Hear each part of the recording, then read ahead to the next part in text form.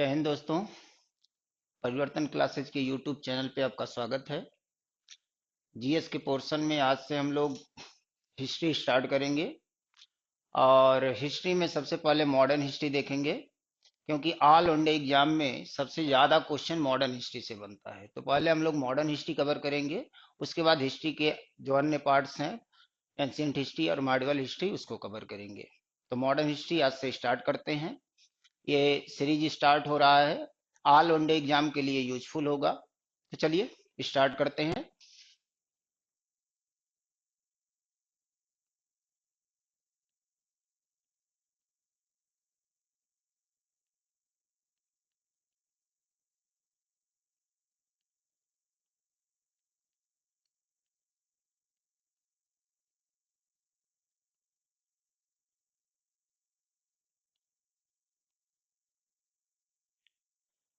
आधुनिक भारत का इतिहास।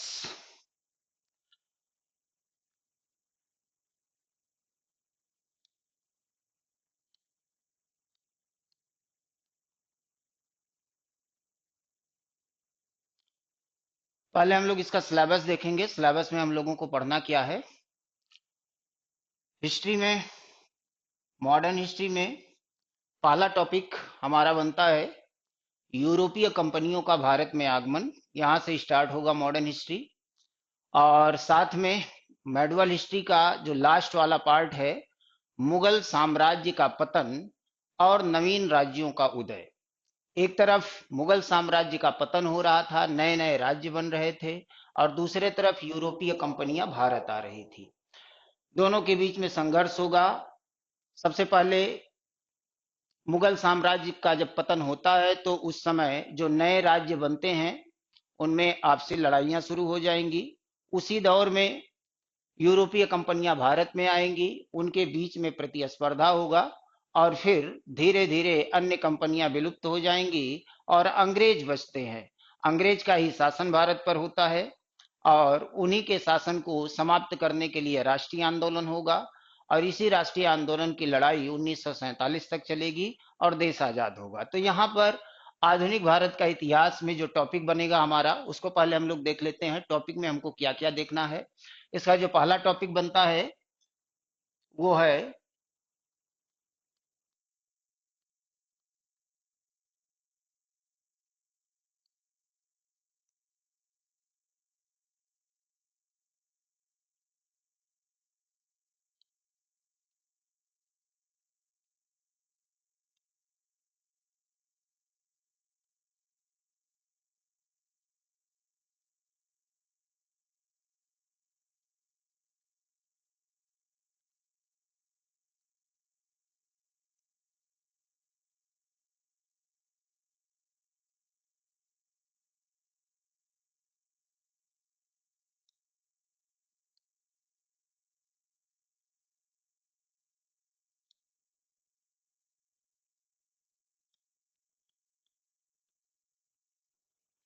यूरोपीय कंपनियों का भारत में आगमन।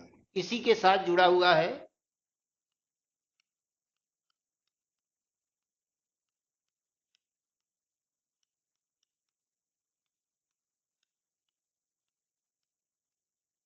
मुगल साम्राज्य का पतन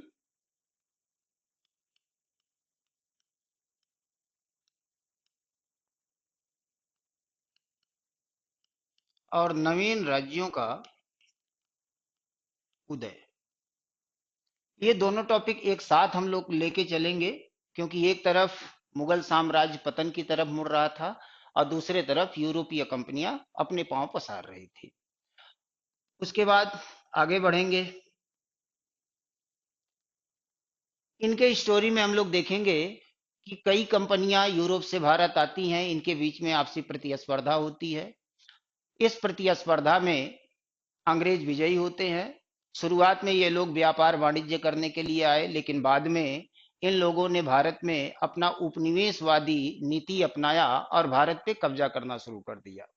भारत के लोगों का शोषण किया, आर्थिक शोषण किया, और इस आर्थिक शोषण के कारण भारतीयों में रोष उत्पन्न हुआ और जगह जगह पे किसान आंदोलन, जन आंदोलन शुरू हो गए। और आंदोलन जब अपना विकराल रूप धारण किया तो एक बड़ा आंदोलन का रूप धारण कर लिया, जिसको 1857 की क्रांति या 1857 का प्रथम स्वतंत्रता संग्राम कहा जाता है। तो इसका तीसरा टॉपिक हम लोग देखेंगे, 1857 का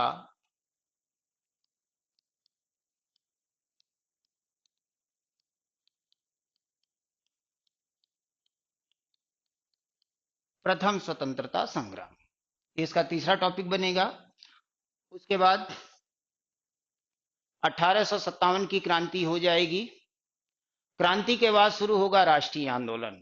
अभी तक अंग्रेजों ने भारत पे कब्जा किया, ये पहला विद्रोह था। और उसके बाद अंग्रेजों के खिलाफ युद्ध शुरू हो गया, राजनीतिक लड़ाई शुरू हो गई, जिसको राष्ट्रीय आंदोलन के नाम से जाना जाता है। तो यह राष्ट्रीय आंदोलन 1857 से लेकर 1947 तक, यानी 90 वर्ष की लड़ाई चली, और इसके माध्यम से हमारा देश आजाद हुआ 1947 में। तो लास्ट टॉपिक में हम लोग देखेंगे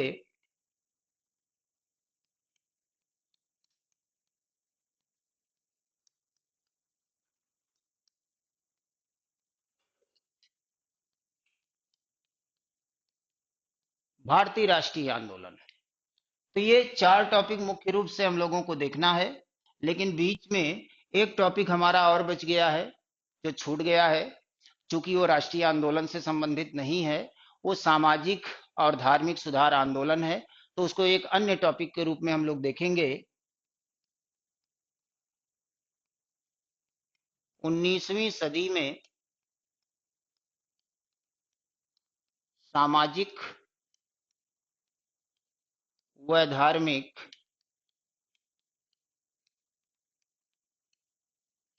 सुधार आंदोलन।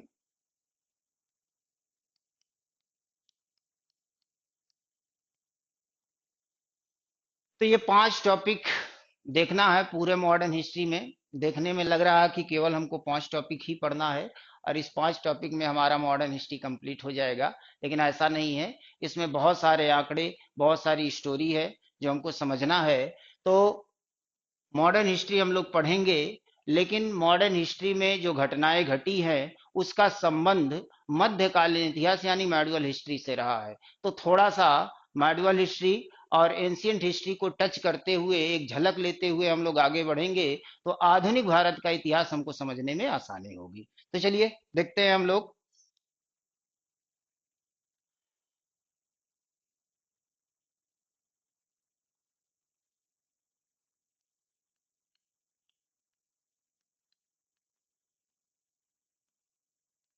पढ़ना तो हम लोगों को आधुनिक भारत का इतिहास है, मॉडर्न हिस्ट्री पढ़नी है, लेकिन सबसे पहले एक झलक हम लोग देख लेते हैं इतिहास को। इतिहास है क्या, सबसे पहले इसके बारे में समझ लेते हैं। इतिहास को इंग्लिश में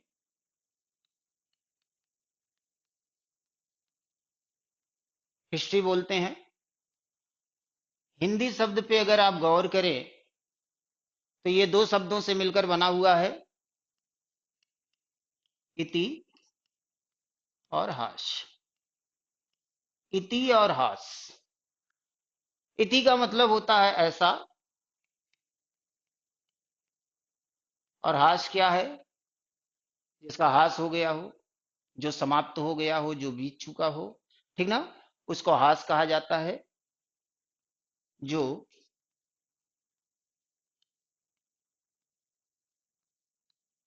बीत चुका हो। तो इतिहास का मतलब क्या हो गया, हिंदी शब्द के अनुसार इतिहास का मतलब क्या बना, कि वो सारी घटनाएं जो बीत चुकी हैं वो इतिहास का हिस्सा है। यहां तक कि जो कल की घटनाएं थी, आज के लिए वो इतिहास हो गया। तो इतिहास के अंतर्गत संपूर्ण बीती हुई घटनाओं का अध्ययन किया जाता है। ये तो हिंदी का संधि विच्छेद हो गया। इंग्लिश पे आ जाते हैं। हिस्ट्री। हिस्ट्री शब्द अंग्रेजी शब्द है, हिस्ट्री, और ये लैटिन भाषा के शब्द से बना हुआ है,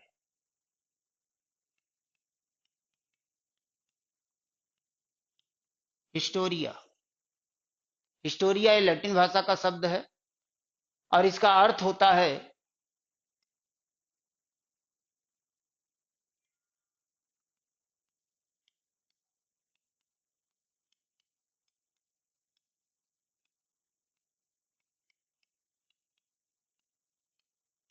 विचार विमर्श के माध्यम से सूचना या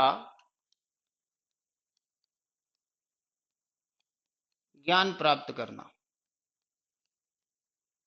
तो दोनों का अर्थ लगभग सेम बन रहा है।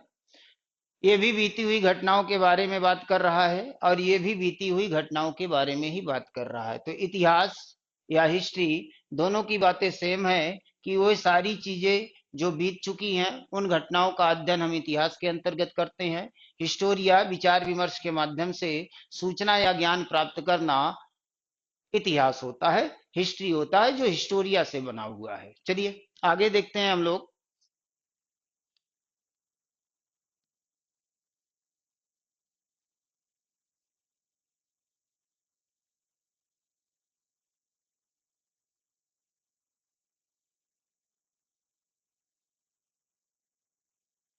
इतिहास हम लोग स्टार्ट किए हैं तो सबसे पहले ये जान लेते हैं कि इतिहास का पिता किसे कहा जाता है। Who is the father of history. इतिहास का पिता किसे कहा जाता है? तो आप लोग जानते हैं इतिहास का पिता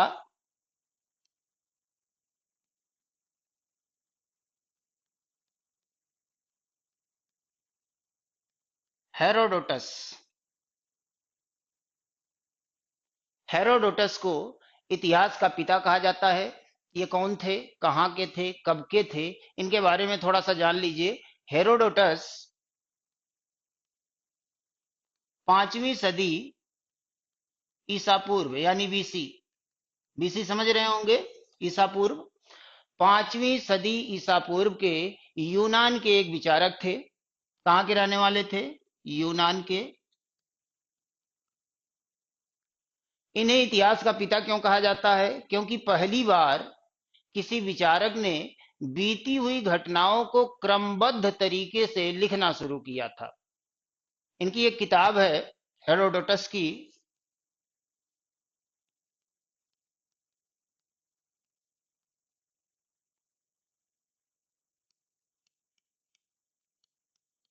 हिस्टोरिका। इसी किताब में इन्होंने बीती हुई घटनाओं को क्रमबद्ध तरीके से पहली बार लिखना शुरू किया, इसीलिए इनको इतिहास का पिता कहा जाता है। इस हिस्टोरिका में भारत की भी चर्चा की गई है। भारत, प्राचीन भारत में भारत और फारस के बीच के संबंधों को दर्शाया गया है। तो ये बात हो गई हेरोडोटस की, जो कि इतिहास के पिता कहे जाते हैं, क्योंकि इन्होंने बीती हुई घटनाओं को यानी इतिहास को पहली बार क्रमबद्ध तरीके से लिखना शुरू किया था। ठीक है, चलिए आगे बढ़ते हैं हम लोग।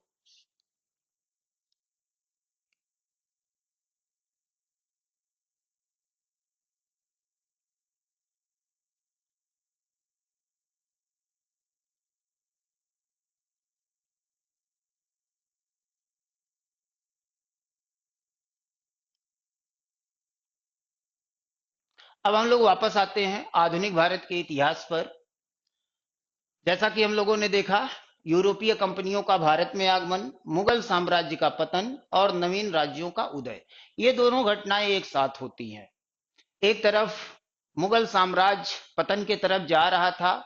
औरंगजेब की मृत्यु के बाद 1707, औरंगजेब की मृत्यु के बाद आगे जितने भी मुगल शासक हुए हैं वो सब कमजोर और विलासी शासक थे, जिसके वजह से मुगल साम्राज्य कमजोर हो गया। और उसी दौर में 15वीं 16वीं 17वीं शताब्दी में यूरोपीय कंपनियां भारत आई। शुरुआत में इन लोगों का उद्देश्य भारत में व्यापार वाणिज्य करना था, लेकिन बाद में चलकर ये लोग भारत पे कब्जा करना शुरू कर दिए, क्योंकि इनमें आपसी फूट था। जो छोटे छोटे राज्य बन रहे थे मुगलों से स्वतंत्र होके, आपसी फूट के कारण अंग्रेज हावी हो जाते हैं और धीरे धीरे उनका भारत पे कब्जा हो जाता है।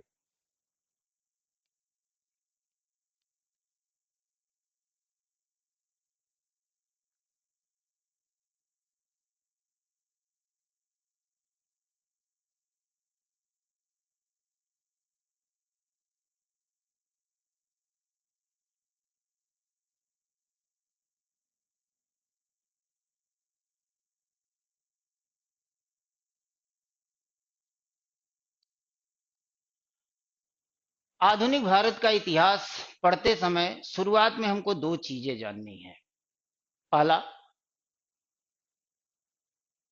इसको आधुनिक क्यों कहा गया?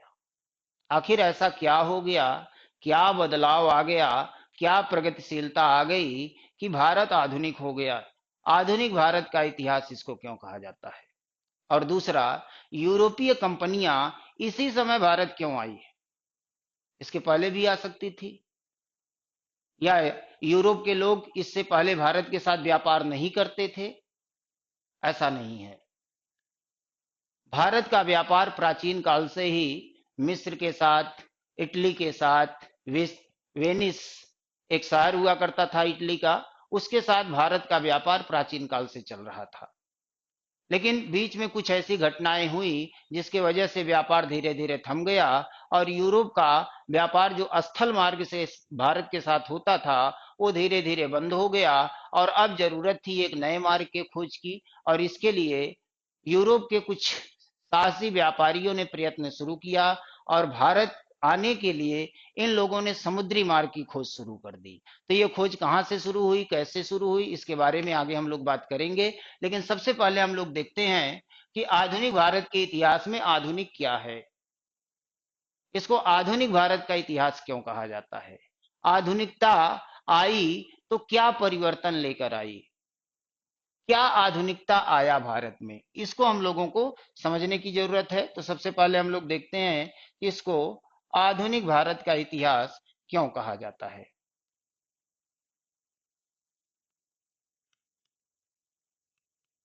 आधुनिक, मॉडर्न, अगर आधुनिक को समझना है तो थोड़ा सा हमको बैक में चलना होगा। मध्यकालीन इतिहास को लेकर जब हम लोग आधुनिक भारत को जोड़ेंगे तो कुछ परिवर्तन देखने को मिलेगा, और उसी परिवर्तन से पता चलता है कि कुछ नई चीजें भारत में आनी शुरू हो जाती हैं।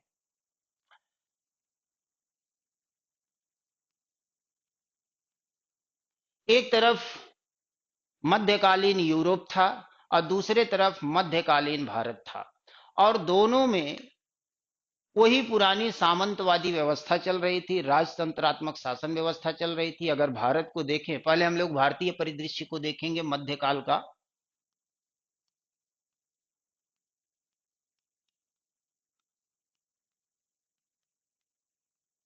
मध्यकालीन भारत,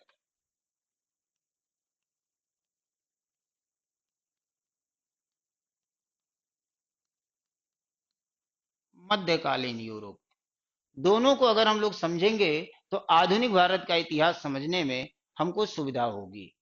मध्यकालीन भारत को अगर आप देखेंगे तो मध्यकालीन भारत की शुरुआत कहां से मानी जाती है?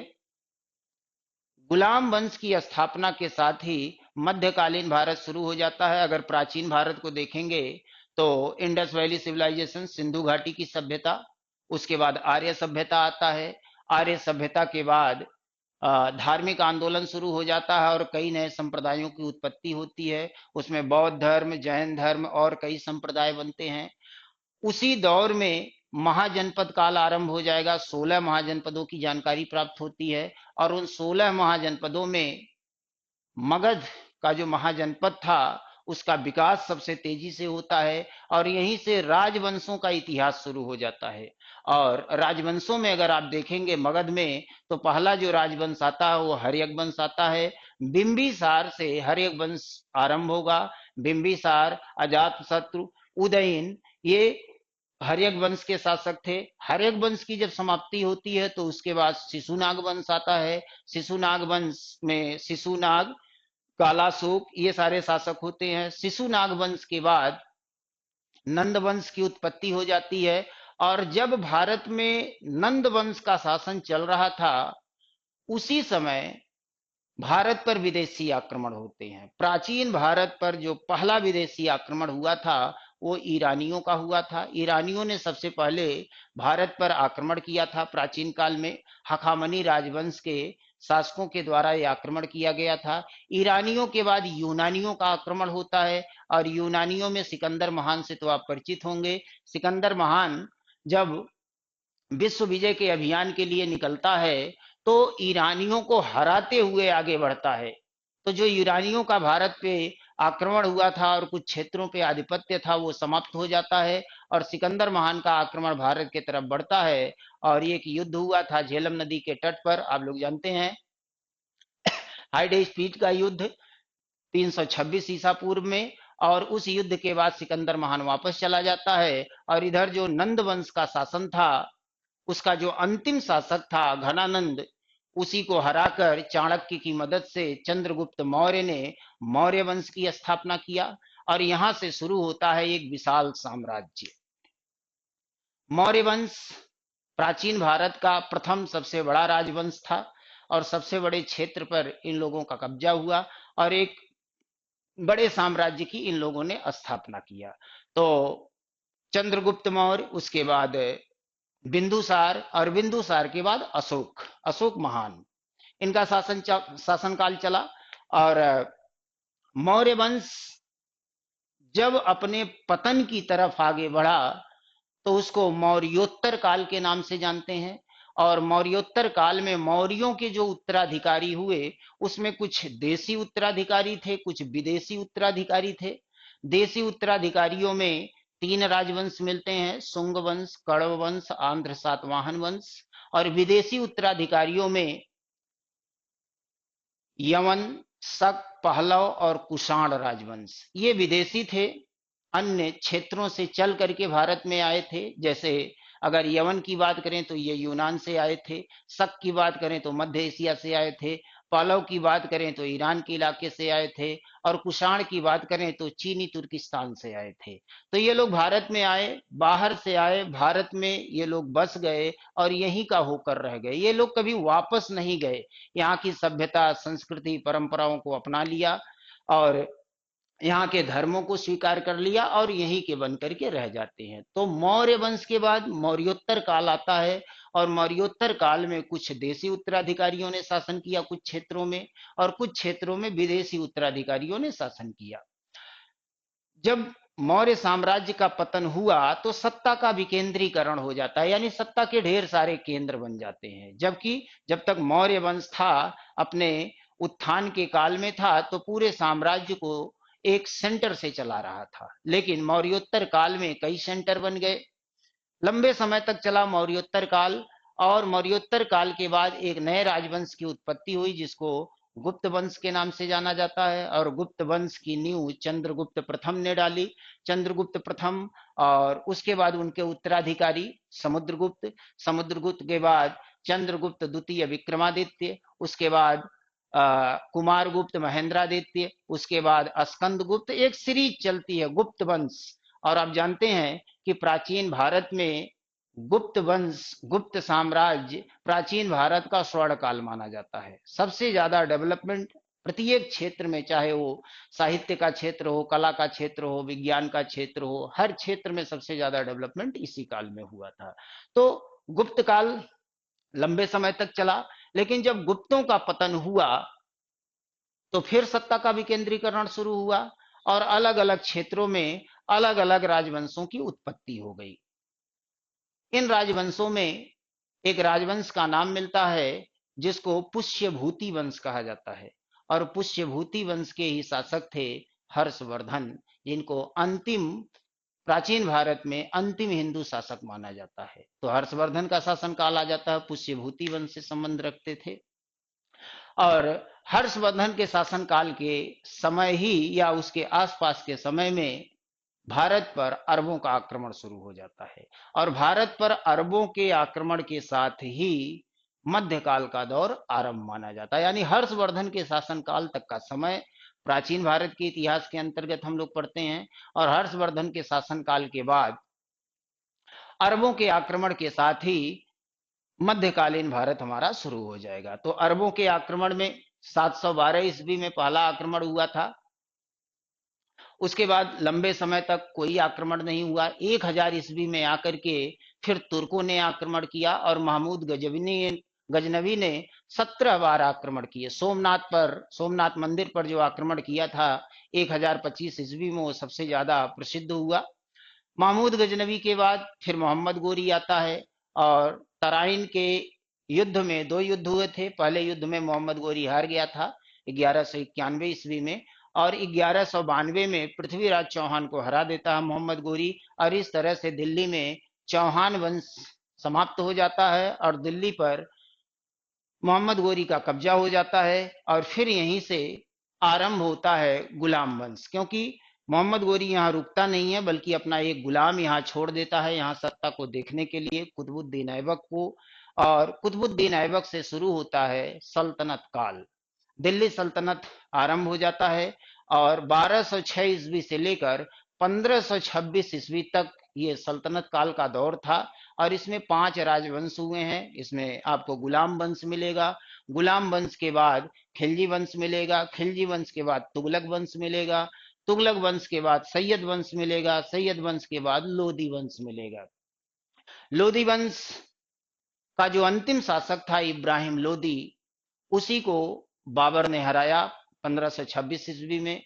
पानीपत की पहली लड़ाई हुई और लोधी वंश की समाप्ति हुई यहाँ से, और एक नए राजवंश की नींव पड़ी जिसको मुगल वंश के रूप में हम लोग जानते हैं। तो मुगल वंश की स्थापना बाबर के द्वारा किया गया था 1526 ईस्वी में। इब्राहिम लोदी को पानीपत के पहली लड़ाई में हराकर मुगल वंश की नींव पड़ जाती है। और 1526 से लेकर 1858 ईस्वी एक बहुत लंबा कालखंड है मुगल शासकों का।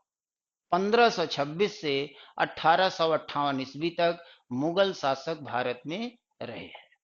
लेकिन ये मुगल साम्राज्य दो दौर से गुजरा है। एक तो मुगल साम्राज्य के उत्थान का काल है और एक मुगल साम्राज्य के पतन का काल है। उत्थान के काल में बाबर से लेकर औरंगजेब तक, यानी 1526 से लेकर 1707 ईस्वी तक यह मुगलों के उत्थान का काल था। और इस काल में मुगल साम्राज्य लगभग लगभग पूरे भारत पे कब्जा किया हुआ था। दक्षिण भारत के कुछ क्षेत्रों को छोड़ दीजिए, बाकी लगभग लगभग पूरे भारत पर इनका कब्जा था। और कोई भी विदेशी इनसे टक्कर नहीं ले सकते थे। उसी दौर में ये यूरोपीय कंपनियां भारत में आनी शुरू हो जाती हैं।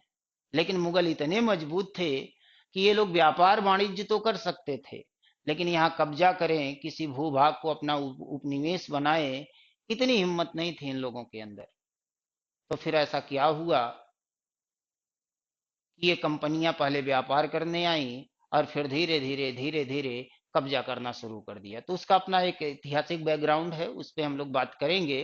तो यहाँ पे मुगल वंश दो कालखंडों में हम लोग देखते हैं। एक उनके उत्थान का काल जो 1526 से लेके 1707 ईस्वी तक चला है।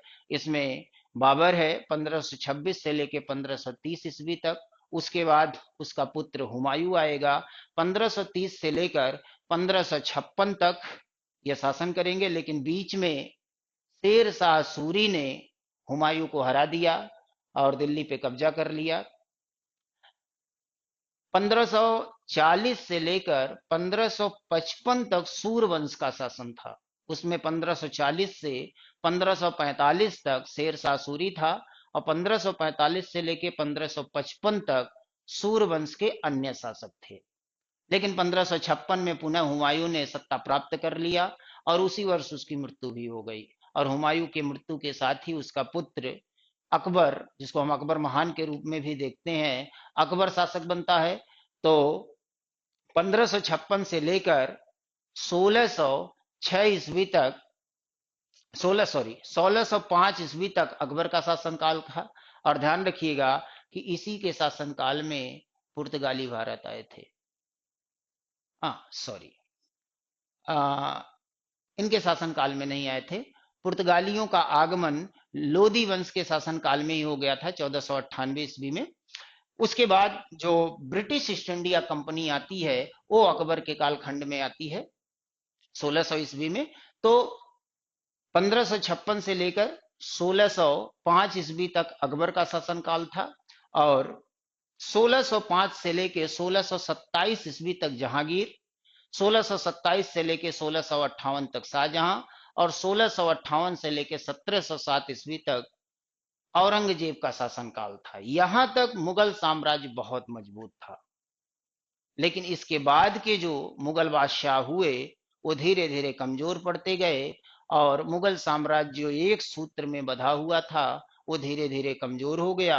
और मुगल साम्राज्य के अंतर्गत जो सूबे थे, सूबा समझते हैं ना, आज का जो प्रदेश है तो उसको सूबा बोला जाता था।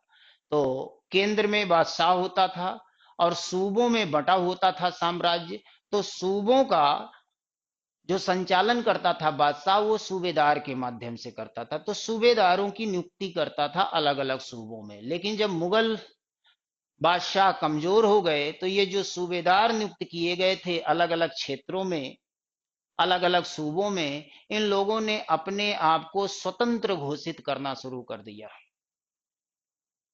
इसमें बंगाल मिलेगा, इसमें हैदराबाद मिलेगा, मैसूर, पंजाब, मराठा, ये अलग अलग जो सूबे थे ये धीरे धीरे मुगलों के चंगुल से बाहर निकल गए। मराठा तो पहले से ही लड़ रहे थे, पंजाब भी पहले से ही लड़ रहा था, लेकिन मुगलों ने बीच में कब्जा कर लिया था। बाद में जब महाराजा रणजीत सिंह आते हैं तो अपना एक साम्राज्य विस्तार करते हैं।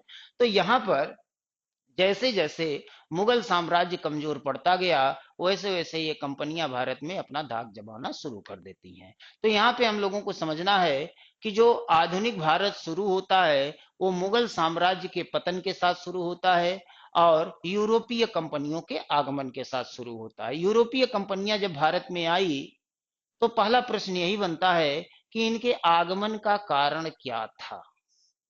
आखिर ये कंपनियां भारत क्यों आई और इसी समय भारत क्यों आई, इसके बारे में हम लोग समझना शुरू करते हैं।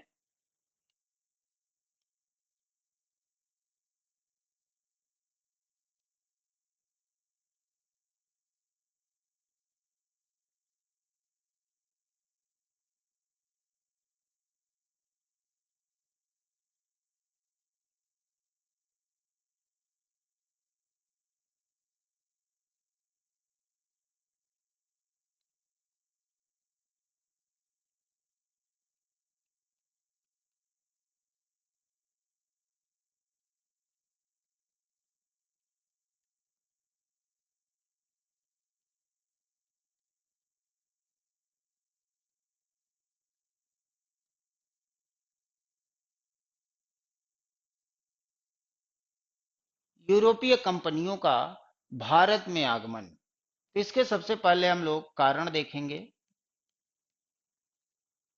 यूरोपीय कंपनियां भारत में क्यों आती हैं, इसके पीछे क्या क्या कारण था। कारणों में देखेंगे तो तीन चार बातें मूल रूप से हमको इसमें समझनी है। सबसे पहले यूरोप में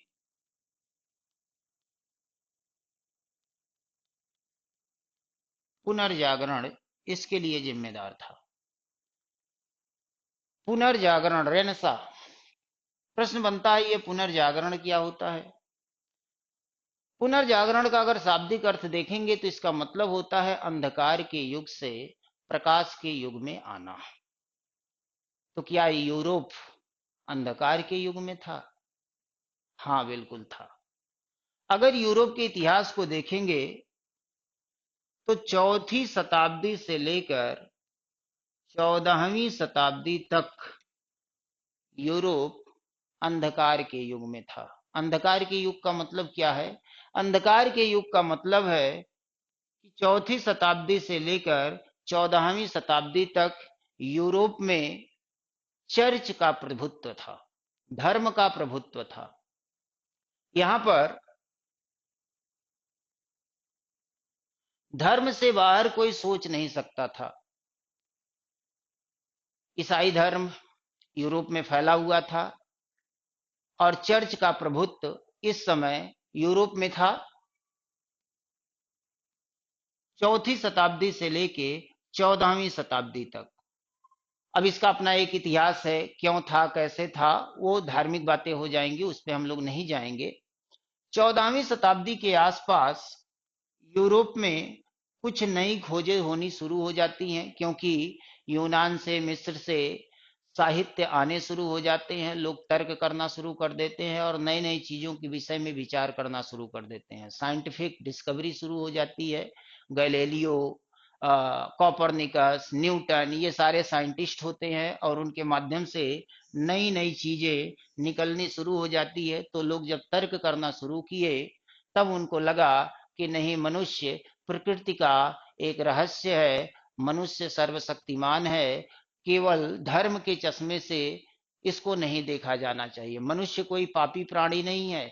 मध्यकालीन जो चिंतन है, भारतीय चिंतन भी आप देखेंगे तो मध्यकाल में वही सामंतवादी व्यवस्था और मनुष्य को एक पापी प्राणी के रूप में माना जाता था कि वह जन्म और मृत्यु के चक्र से बाहर निकलने के लिए प्रार्थना करे, ईश्वर की स्तुति करे, यही कार्य है मनुष्य का। लेकिन यूरोप में 14वीं शताब्दी 15वीं शताब्दी के आसपास नई सोच डेवलप होना शुरू हो गया और यहीं से शुरू होता है यूरोप में पुनर्जागरण। और इस पुनर्जागरण का परिणाम ये हुआ कि पहले वाणिज्यिक क्रांति हुई, लोग व्यापार के तरफ मुड़ना शुरू किए और व्यापार में ये लोग सबसे ज्यादा व्यापार दक्षिण पूर्व एशिया के साथ करते थे। इसका कारण ये था कि दक्षिण पूर्व एशिया मसालों का खान माना जाता है और अगर यूरोप के देशों को देखेंगे तो भौगोलिक दृष्टि से ये शीतोष्ण कटिबंधीय क्षेत्र में आते हैं और किस शीतोष्ण कटिबंधीय क्षेत्र के जो देश हैं वहां पे अत्यंत ठंड पड़ती है और अपने आप को बचाने के लिए ये लोग मांस का सेवन ज्यादा करते थे और मांस के रख रखाव के लिए, मांस को स्वादिष्ट बनाने के लिए मसालों का कितना वैल्यू है ये आप ठीक ठाक तरीके से समझ सकते हैं। तो मसालों की इनको बहुत ज्यादा जरूरत होती थी और मसालों के लिए ये लोग दक्षिण पूर्व एशिया के साथ व्यापार के लिए आगे बढ़ रहे थे। प्रश्न ये बनता है तो इसी दौर में 14वीं 15वीं 16वीं शताब्दी में ही ये लोग दक्षिण पूर्व एशिया के साथ व्यापार में आगे क्यों बढ़े? ऐसा नहीं है, व्यापार ये लोग पहले भी कर रहे थे लेकिन ये लोग व्यापार स्थल मार्ग से करते थे। अगर आप देखेंगे, विश्व का मैप देखेंगे तो वहां पर भारत के बगल में अरब सागर है और अरब सागर से अरब प्रायद्वीप की तरफ आप आगे बढ़ेंगे तो फारस की खाड़ी और लाल सागर है। फारस की खाड़ी और लाल सागर होते हुए ये लोग इराक और इराक से तुर्की और तुर्की से ये लोग इटली की तरफ आगे बढ़ते थे और वेनिस के साथ इनका व्यापार वाणिज्य होता था। लेकिन हुआ क्या, उस्मानिया सल्तनत, ऑटोमन साम्राज्य का नाम आप सुने होंगे जिसको तुर्की साम्राज्य भी कहा जाता है, उसने 1453 ईस्वी में पवित्र रोम पर आक्रमण कर दिया और कुस्तुनतुनिया पर अधिकार कर लिया और इससे स्थल मार्ग बंद हो गया और ये तुर्कों के अधीन हो गया। अब स्थल मार्ग से भारत आना या दक्षिण पूर्व एशिया में आना यूरोपियों के लिए संभव नहीं रह गया। तो अब इनको जरूरत थी कि एक समुद्री मार्ग की खोज की जाए जिससे भारत तक पहुंचा जा सके, दक्षिण पूर्व एशिया के देशों के पास पहुंचा जा सके, उनके साथ व्यापार वाणिज्य किया जा सके। तो यहाँ पर जो शुरुआत होती है यूरोपीय कंपनियों का भारत में आगमन, तो यूरोप में पुनर्जागरण हुआ और पुनर्जागरण के परिणाम स्वरूप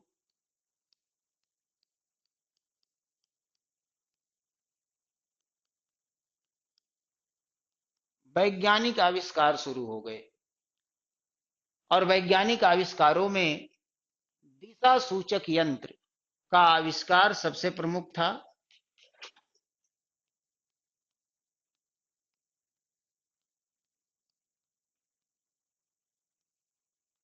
समुद्री मार्ग में सबसे बड़ी समस्या दिशा की आती है।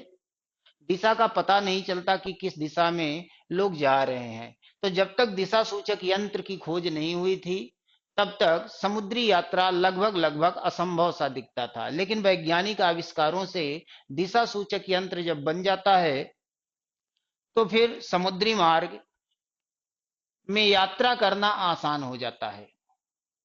तो दिशा सूचक यंत्र बना। अगले कारण में हमने आपको बताया था कि यूरोपियों के द्वारा मशालों का प्रयोग किया जाता था।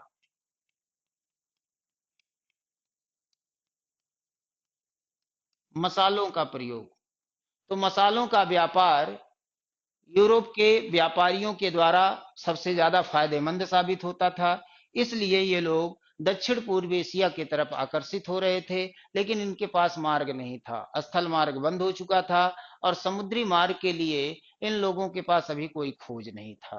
तो यहाँ पर मसालों का प्रयोग एक कारण माना जाता है। और सबसे अंतिम जो कारण हम लोग देखेंगे वो है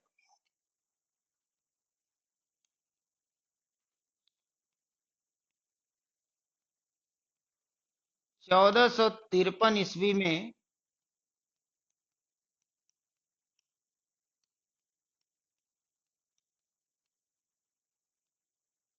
उस्मानिया सल्तनत का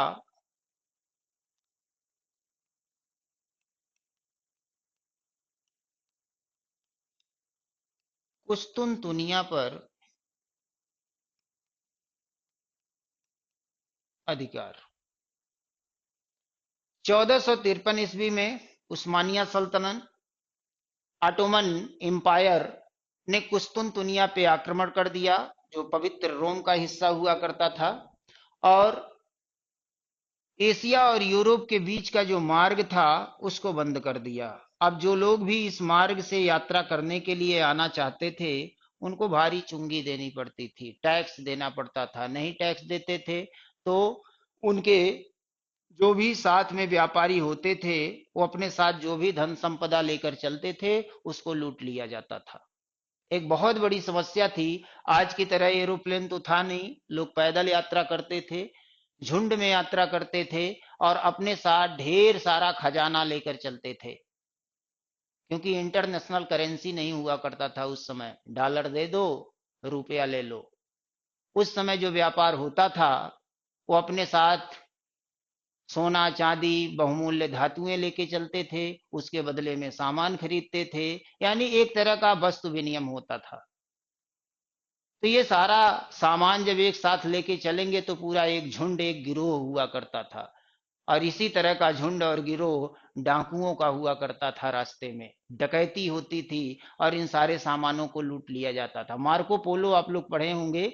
मार्को पोलो जो 1354 ईस्वी से लेकर 1254 ईस्वी से लेकर 1324 ईस्वी के बीच का जो टाइम है, उसने चीन की यात्रा किया था। और एक यात्रा करने के बाद जीवन में फिर उसको यात्रा करने की जरूरत नहीं पड़ी थी। इतना सारा धन संपदा उसने कमाया कि जीवन में फिर दोबारा उसको कहीं जाने की आवश्यकता नहीं पड़ी।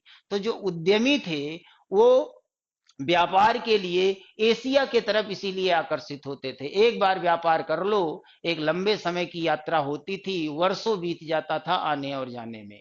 एक बार यात्रा करने के बाद इतना लाभ कमा लेते थे कि फिर उनको कहीं जाने की आवश्यकता नहीं पड़ती थी। तो यहाँ पे जब स्थल मार्ग बंद हुआ 1453 में, उस्मानिया सल्तनत का कुस्तुनतुनिया पे अधिकार हो गया, स्थल मार्ग बंद हो गया, तो अब व्यापार कैसे होगा। यूरोप के जो देश थे वो लोग प्रयास करने लगे। विश्व मैप पे आप लोग देखेंगे तो अरब सागर का एक हिस्सा है जो फारस की खाड़ी से होते हुए यूरोप के तरफ, तुर्की के तरफ आगे बढ़ता है। और लाल सागर से होते हुए ये लोग इटली की तरफ आगे बढ़ते हैं। तो वो रास्ता भी एक तरह का बंद हो चुका था। अब इनको जरूरत थी एक ऐसे मार्ग की जो अटलांटिक महासागर से होते हुए और अफ्रीका के दक्षिण में होते हुए ये लोग हिंद महासागर होते हुए भारत पहुंचे। इस तरह का मार्ग अगर मिल जाए तो फिर इन लोगों के लिए व्यापार आसान हो जाए। तो इसकी शुरुआत कहाँ से होती है, कैसे होती है, उसको समझने का प्रयास करते हैं।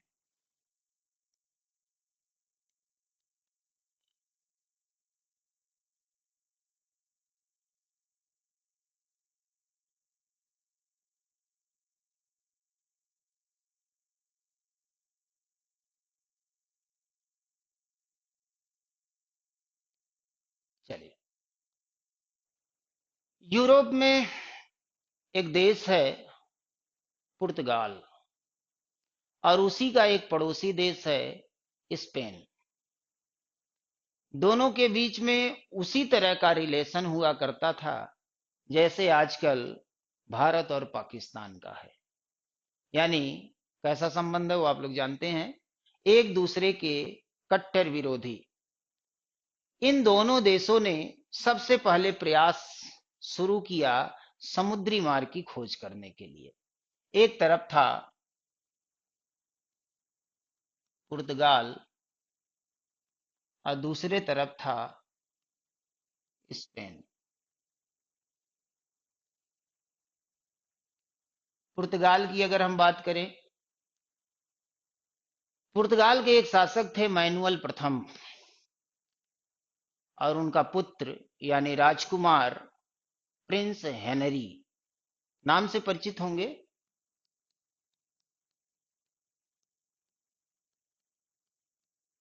प्रिंस हेनरी, इनको द नेविगेटर के नाम से भी जाना जाता है। इन्होंने अपने देश के व्यापारियों को, उत्साही लोगों को, साहसी लोगों को प्रोत्साहित किया कि समुद्री मार्ग की खोज के लिए निकलिए। उसमें जितना भी धन खर्च होगा, जो भी संसाधन की आवश्यकता पड़ेगी, वो हमारे द्वारा उपलब्ध कराई जाएगी। ये प्रिंस हेनरी के द्वारा प्रोत्साहित किया गया अपने देश के व्यापारियों को। तो सबसे पहले एक व्यापारी तैयार होता है जिसका नाम था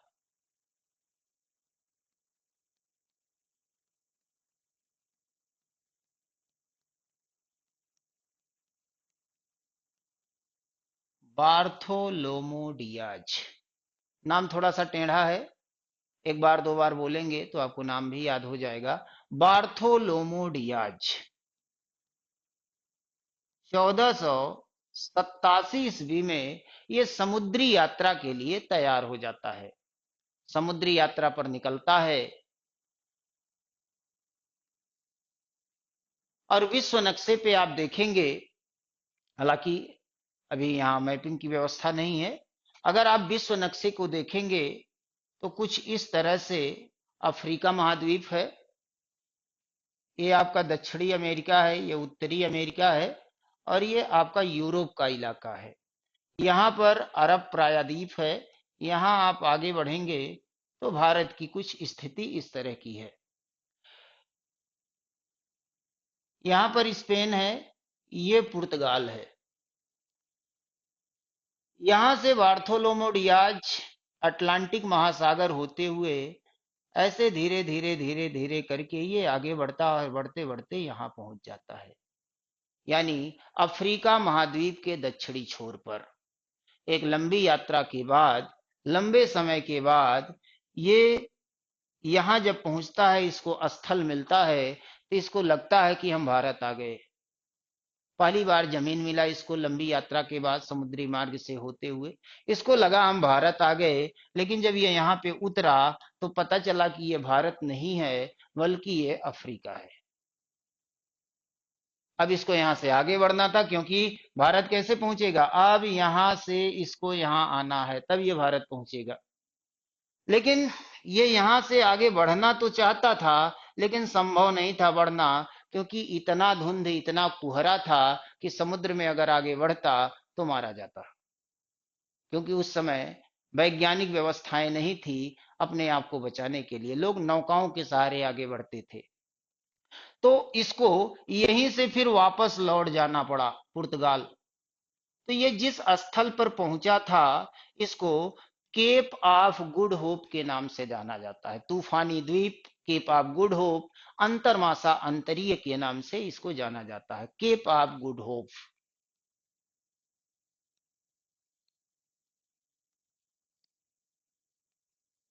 केप ऑफ गुड होप। तो ये कारनामा किया गया था, यहां तक का रास्ता ढूंढ लिया था वार्थोलोमो डियाज ने, लेकिन उसके आगे नहीं बढ़ पाया, क्योंकि धुंध और कोहरे के कारण आगे बढ़ना संभव नहीं था। अब आगे क्या हुआ,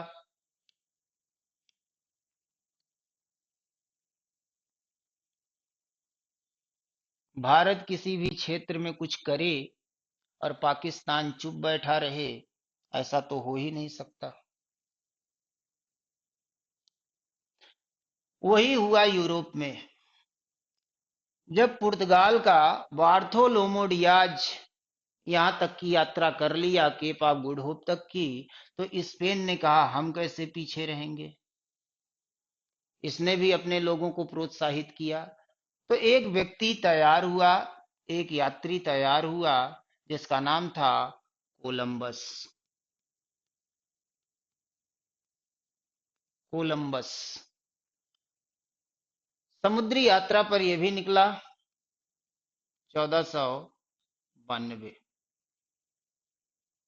फिर वही मैप अगर आप देखेंगे जो नीचे हम लोगों ने देखा था, अफ्रीका महाद्वीप, ये अमेरिका, दक्षिणी अमेरिका, ये उत्तरी अमेरिका, ये यूरोप है। यहां से जब कोलंबस निकला स्पेन से, उसको इधर आगे बढ़ना चाहिए था नीचे की तरफ, लेकिन शुरुआत में ही वो रास्ता भटक गया।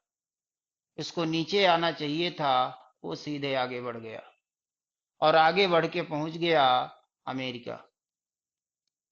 अमेरिका इसीलिए कोलंबस को अमेरिका का खोजकर्ता माना जाता है। इसके पहले तक कोई भी यूरोपीय अमेरिका नहीं पहुंचा था, तो अमेरिका अभी कोई देश है ये लोगों को पता ही नहीं था, क्योंकि एक महाद्वीप से दूसरे महाद्वीप बीच में जहां महासागर है, दूसरे महाद्वीप तक कोई पहुंचा ही नहीं था। ऐसा कोई वैज्ञानिक आविष्कार नहीं था कि लोग वहां तक पहुंच सके। तो अमेरिका के बारे में लोगों को जानकारी ही नहीं थी। पहली बार अमेरिका के विषय में लोगों को पता चला, इसीलिए कोलंबस को अमेरिका का खोजकर्ता माना जाता है। तो ये तो था स्पेन के द्वारा किया गया प्रयास, लेकिन अभी भारत तक कोई नहीं पहुंचा है। अब भारत तक कैसे पहुंचेंगे? आगे अगली प्रतिक्रिया शुरू हुई।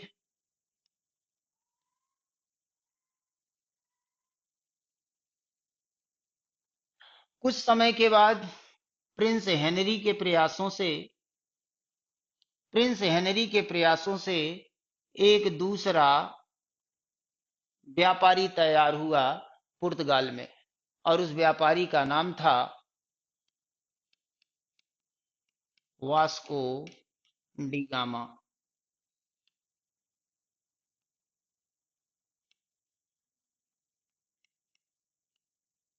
वास्को डी गामा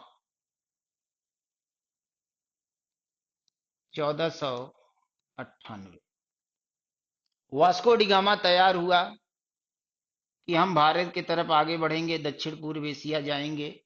आधा रास्ता तो बार्थोलोमो डियाज ने तय ही कर लिया था, उसको उसके आगे बढ़ना था। वास्को डी गामा अपनी यात्रा आरंभ किया और 90 दिनों की यात्रा किया।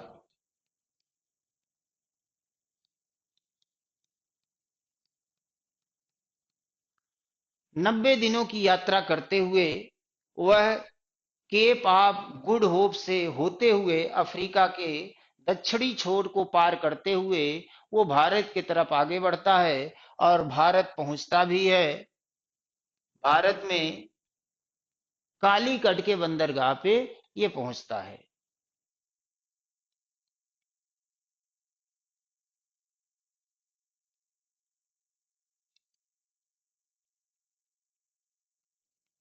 कालीकट के बंदरगाह पर जब ये कालीकट के नजदीक था, तो यहां भी ये रास्ता भटक रहा था।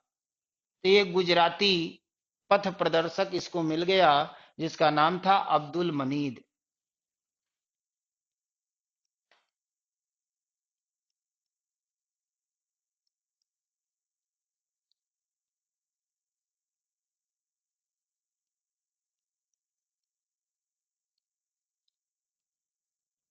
इसी ने रास्ता बताया और ये कालीकट के बंदरगाह पर पहुंच जाता है। जब ये कालीकट के बंदरगाह पर पहुंचा, तो यहां पर एक हिंदू शासक का शासन हुआ करता था, जिसका नाम जमोरिन था। जमोरिन ने वास्को डिगामा का जोरदार स्वागत किया और उसको व्यापार करने के लिए खुली छूट दे दी। हिंदू राजा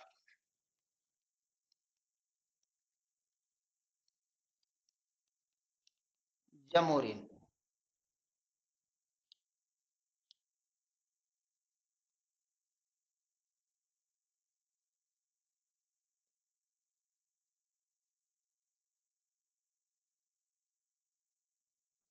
इसने व्यापार किया और व्यापार करने के बाद जब ये वापस लौटा पुर्तगाल, तो इसको 60 गुना का फायदा हुआ।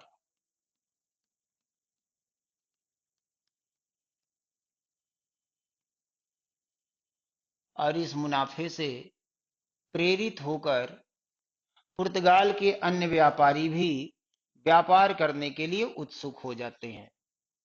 लेकिन वास्को डिगामा ने बताया कि भारत में व्यापार करना आसान नहीं है, क्योंकि उस समय जब वास्को डिगामा भारत आया था तो भारत में लोदी वंश का शासन था। सिकंदर लोदी उस समय दिल्ली का शासक होता था और द सॉरी और कोरोमंडल पर कोरोमंडल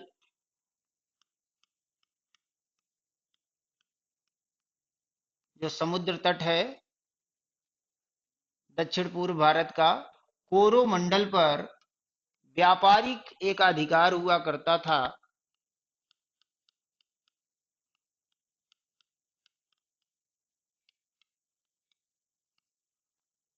किसका व्यापारिक एकाधिकार था?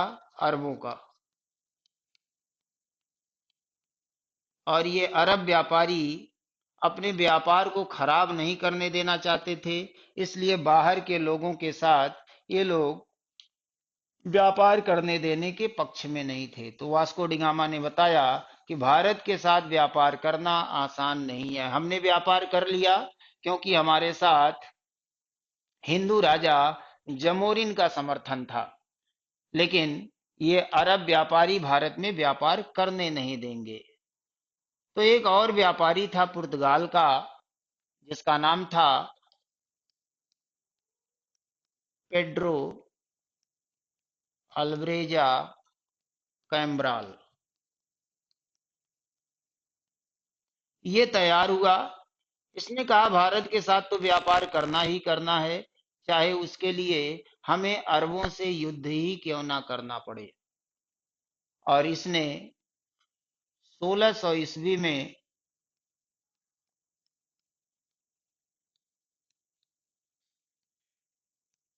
13 जहाजी बेड़ा तैयार किया, 1200 लोगों को उस पे सवार किया और चल दिया भारत के तरफ। भारत में आने के बाद अरबों के साथ इसका युद्ध हुआ और इस युद्ध में अल्ब्रेजा कैम्ब्राल ने अरबों को पराजित कर दिया। और इस पराजय के साथ ही भारत में व्यापार का रास्ता सभी लोगों के लिए खुल गया, सभी व्यापारियों के लिए खुल गया, और जो एकाधिकार था अरबों का भारतीय व्यापार पे, वो समाप्त हो गया। तो इस तरह से एक मार्ग की खोज हो गई, और ये मार्ग खोजा वास्को डिगामा ने, व्यापार को आसान बनाया पेड्रो अल्ब्रेजा कैम्ब्राल ने, और रास्ता खुलने के बाद अन्य यूरोपीय कंपनियां भी आएंगी, लेकिन अगले 100 वर्षों तक कोई नहीं मिलेगा। अगले 100 वर्षों तक केवल पुर्तगाली ही व्यापार करेंगे भारत में। तो यहाँ पर जब रास्ता खुल जाता है तो 1498 ईस्वी से लेकर 1600 ईस्वी तक इन लोगों का एकाधिकार था, लेकिन बाद में यूरोप के अन्य देशों के लोग भी, अन्य देशों के व्यापारी भी इसके लिए प्रोत्साहित हुए और भारत की तरफ ये लोग रुख करते हैं, भारत के साथ ये लोग व्यापार करने के लिए आगे बढ़ते हैं। तो अगर कंपनियों का क्रम देखेंगे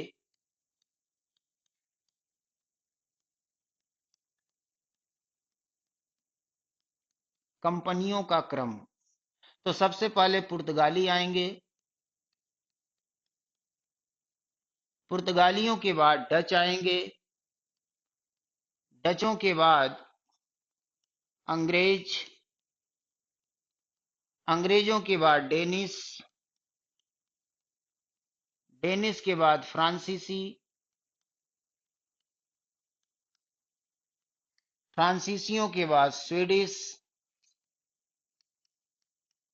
इस तरह से एक क्रम बनता चला जाएगा। बहुत सारे यूरोपीय कंपनियां भारत में आए और इनका एक ही उद्देश्य था आरंभ में भारत के साथ व्यापार करना।